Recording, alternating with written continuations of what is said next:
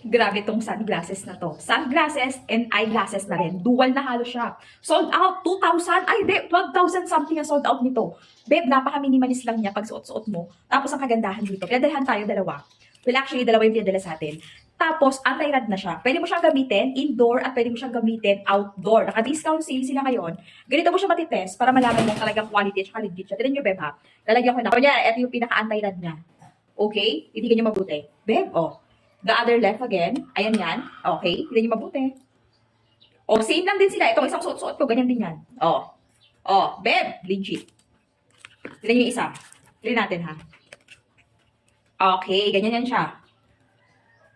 Kaya talagang literal yung pinaka-anti-rad niya. O, ayos natin. The other one. Ayun, o. Kita-kita. Okay. The other one. Yung kabilang side.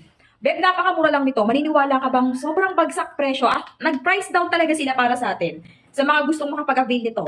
Talagang bumagsak ang presyo. Ilalagay ko yung pinaka-link sa baba. Ayan yan, oh. O, kita-kita, di ba? Check mo na sa basket habang mapapa pa. Sobrang mura. May magandang lagayan to, ha. May magandang lagayan, ha. No worries na kasi may lagayan. Tapos may papanyo effect pa yan, oh. Check mo na po.